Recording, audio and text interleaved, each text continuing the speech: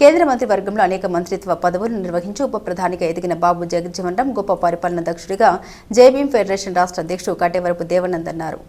తెనాలి నియోజకవర్గం వైఎస్ఆర్ కాంగ్రెస్ పార్టీ ఆధ్వర్యంలో ఆదివారం స్థానిక ఐతనగర్ లింగారావు సెంటర్లో భారత మాజీ ఉప ప్రధాని బాబు జగజ్జీవన్ రామ్ 118వ జయంతి వేడుకల్ని ఘనంగా నిర్వహించారు. అక్కడి బాబూజీ విగ్రహానికి పూలమాలలు వేసి నివాళులర్పించారు. దేశానికి ఆయన చేసిన సేవల్ని స్మరించుకున్నారు.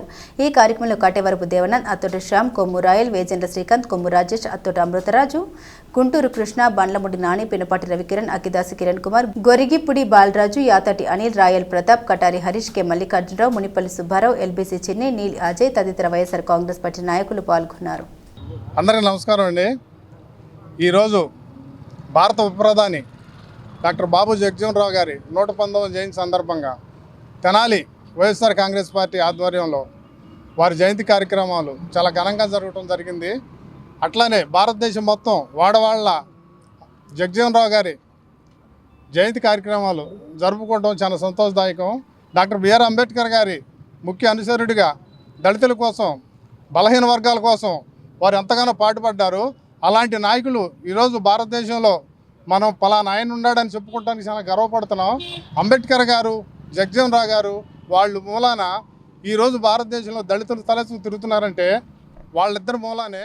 భారతదేశ మాజీ ఉప ప్రధాని బాబు జగజ్జీవన్ రావు గారి జయంతి సందర్భంగా లింగారావు గారి సెంటర్లో విగ్రహానికి నివాళులర్పించడం జరిగింది.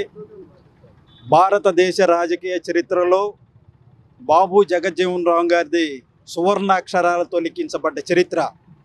భారతదేశం ఈరోజు రాజకీయంగా కానీ, ఆర్థికంగా కానీ, సామాజికంగా కానీ, సాంఘికంగా కానీ ఒక స్టేజ్లో ఉందంటే దానికి కారణం బాబు జగజ్జీవన్ రావు గారు.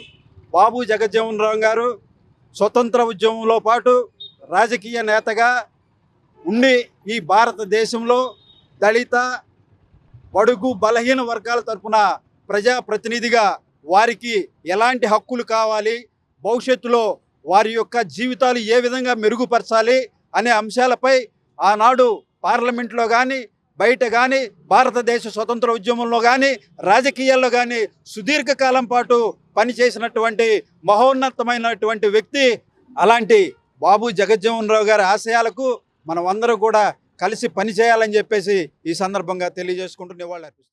బాబు జగజ్జీవన్ రావు గారి 118వ జయంతిని మరి వైఎస్ఆర్ కాంగ్రెస్ పార్టీ ఆధ్వర్యంలో అన్నాబత్తుని శివకుమార్ గారి సారథ్యంలో మేమందరం కూడా వైఎస్ఆర్ పార్టీ కాంగ్రెస్ కార్యకర్తలు, నాయకులు అందరూ కూడా ఇక్కడ ఐదనగర్లో ఉన్నటువంటి బాబు జగజ్జీవన్ రావు గారి విగ్రహానికి ఘనంగా నివాళులర్పించడం జరిగింది.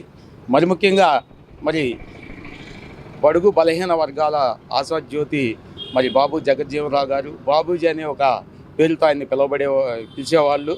మరి స్వతంత్ర సమర యోధుడి కాడి నుంచి మరి ఎన్నో పోరాటాలు చేసినటువంటి గొప్ప మహోన్నత వ్యక్తి.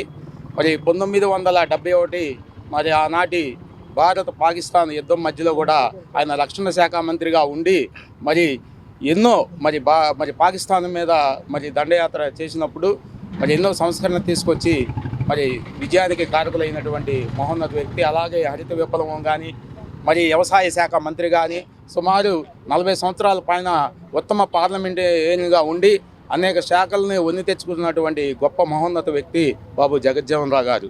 మరి ఇలాంటి ఆదర్శనీయులను అందరినీ పనికిపుచ్చుకున్నటువంటి జగన్మోహన్ రెడ్డి గారు, ఇక్కడ మా అన్నాబత్తి శివకుమార్ గారు వారి యొక్క ఆశయాల్ని ప్రజలకు, బడుగు బలహీన వర్గాలకు ఎప్పుడూ అందుబాటులో ఉంటూ ప్రజల సంక్షేమే ధ్యేయంగా ముందుకెళ్తున్నటువంటి మహోన్నత వ్యక్తులు వీళ్ళిద్దరు. కాబట్టి రాబోయే రోజుల్లో కూడా వైఎస్ఆర్ కాంగ్రెస్ పార్టీ తరఫున మేమందరం కూడా రేపు జగన్మోహన్ రెడ్డి గారిని, ఇక్కడ శివకుమార్ గారిని గెలిపించుకునే పాత్రలో ముఖ్యంగా ఉంటామని చెప్పేసి మరొకసారి తెలియజేస్తూ